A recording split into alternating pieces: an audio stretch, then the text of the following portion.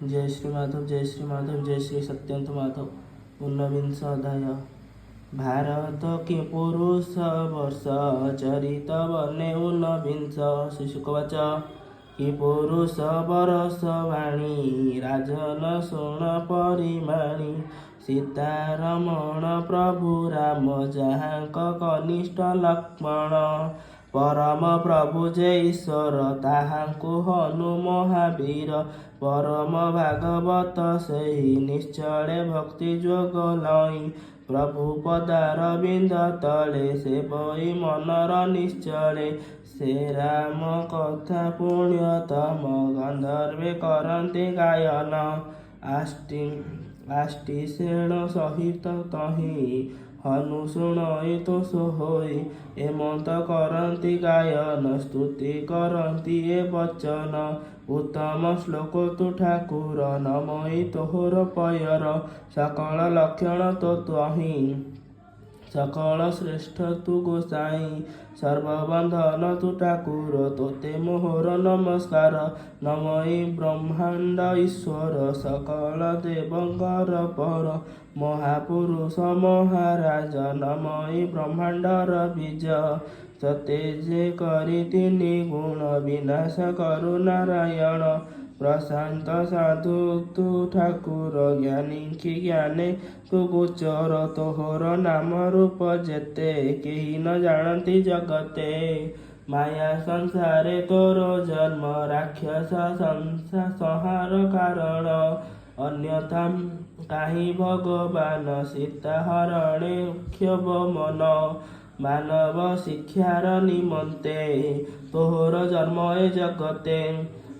अखिल ब्रह्मांड ठाकुर तुम्हे बाकी करिब करि न पार। तेबे पत्नीर निमित्तरे क्लेश मानव अवतारे।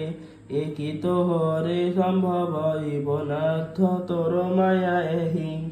जन्म मरण जार नाही अखिल प्रभु भावग्राही।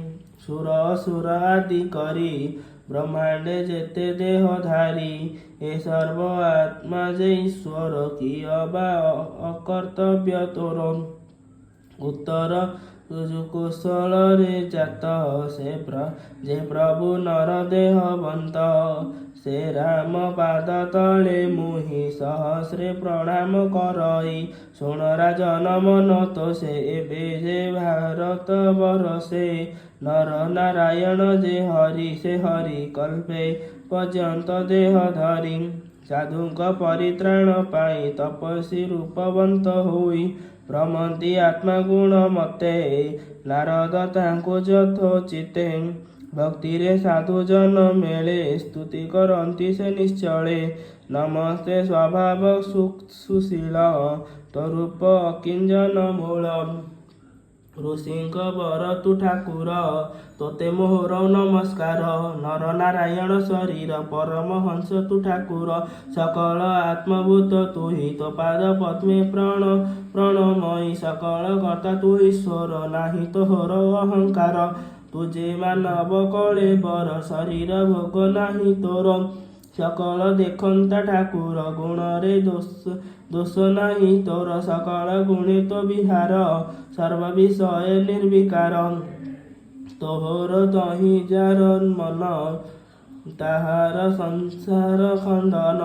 धरत नया धन खर एणे अर्पित मन जार। से तोते पाइबटी काहि श्रम केवल तार देहि। मोहर मूढ़मती तुहि विनाश कर भावग्राही। तुम्भर ठारे मोर मन निश्चले रहु भगवान। ए जे भारत बरसरे पर्वत अछंती अपारे। मलय ऋषभ कुटक मंगल प्रस्थ जे मैनाक।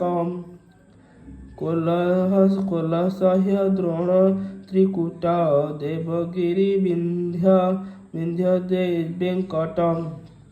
बारिधार जे ऋष्य मुख ऋषिगिरि जे गोका मुख। पारिजात्र जे सुक्तिमान चित्रकूट जे गोवर्धन।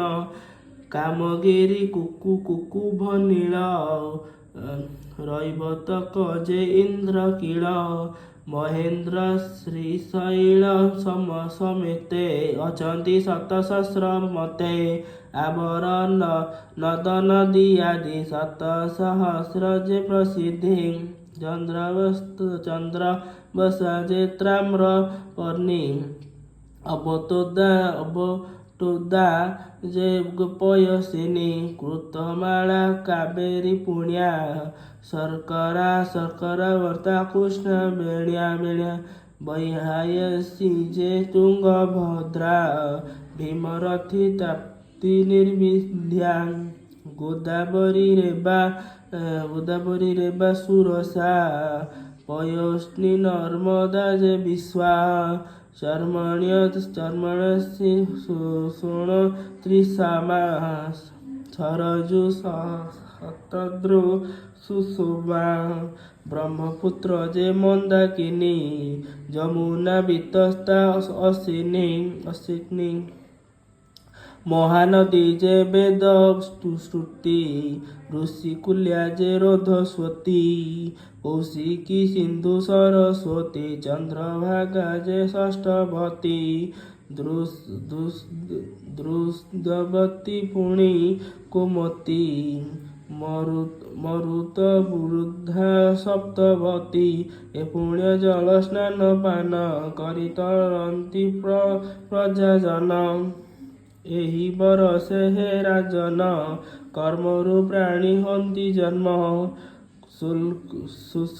ଶୁଷ୍କ ଲୋହିତ କୃଷ୍ଣ ବର୍ଣ୍ଣ କର୍ମରୁ ଲଭେ ପ୍ରାଣୀ ଜନ୍ମ ସ୍ୱର୍ଗ ନରକ ଭୂମି ଭାଗ କର୍ମ ଅଧୀନେ କରେ ଭୋଗ ଯେ ପ୍ରାଣୀ ସର୍ବଭୂତ ପର କୃଷ୍ଣରେ ମତିଟି ଯାହାର ସର୍ବଭୂତରେ ଆତ୍ମା ଯେହି ଅଖିଳ ବ୍ରହ୍ମାଣ୍ଡ ଗୋସାଇଁ ସେ ବାସୁଦେବ ଚକ୍ରଧର ତାହାର ଦହି ମତି ଯାର ମହାପୁରୁଷ ପ୍ରସଙ୍ଗରେ ହେଳାରେ ଶ୍ରଦ୍ଧାରେ ବା କରେ ଭକତି ଯୋଗ ଦୃଢ଼ତାରେ ସେ ପ୍ରାଣୀ କର୍ମ ବନ୍ଧୁତରେ ଦେବେ ତାହାର ଗୁଣ କର୍ମ ଆନନ୍ଦେ କରନ୍ତି ଗାୟନ ଧନ୍ୟ ଜୀବନ ତାର ସାର ମୁକୁନ୍ଦ ପାଦେ ମତି ଯାର ଭାରତେ ମାନବ ଜନ୍ମରେ ସେ ପ୍ରାଣୀ ଶ୍ରେଷ୍ଠ ସର୍ବଠାରେ ଦୁଷ୍କର ଜପ ତପ ମାନ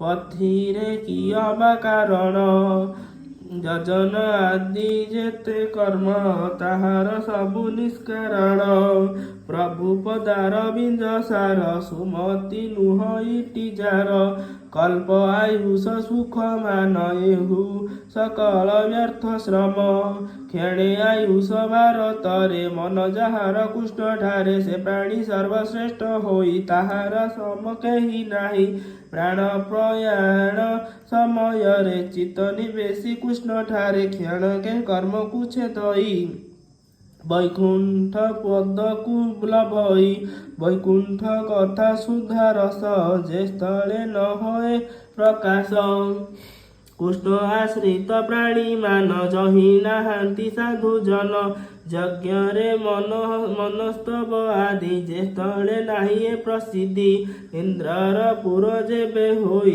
ତହିଁରେ ବାସନ ଯୋଗାଇ ମାନବ ଜନ୍ମ ହୋଇ ନର ଜ୍ଞାନେ ଅଜ୍ଞାନ ଧ୍ୱଂସ ଯାର ତଥାପି ପ୍ରଭୁଙ୍କ ଜନ୍ମ ତେଜ ଇଚ୍ଛନ ହୋଇ ମନ ନାନା ଯୋନିରେ ଜନ୍ମ ହୋଇ କର୍ମବନ୍ଧରେ ସେ ପଢ଼ଇ ଶ୍ରଦ୍ଧାରେ ଯେତେ ନରେ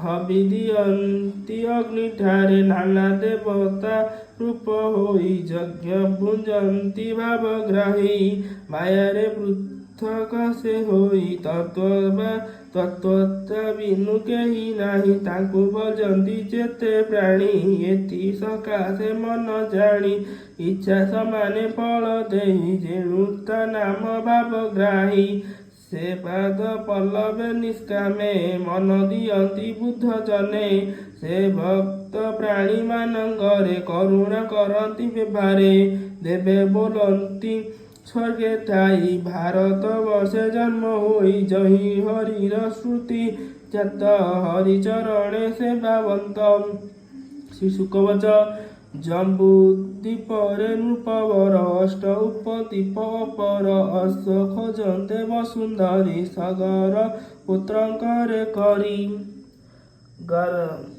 ଗର୍ତ୍ତ ହୋଇଲା ଚାରି ଦିଗ ଏଣୁ ଏ ଅଷ୍ଟଦ୍ୱୀପ ଭାଗ ଶୁଣ ହେ ପରୀକ୍ଷ ରାଜନ ଯେ ଅଷ୍ଟ ଉପଦ୍ୱୀପ ନାମ ରମଣକ ଯେ ଆବର୍ତ୍ତନ ସ୍ୱର୍ଣ୍ଣପ୍ରସ୍ଥ ମନ୍ଦ୍ର ହରିଣ ପାଞ୍ଚଜନ୍ୟ ଯେ ଚନ୍ଦ୍ର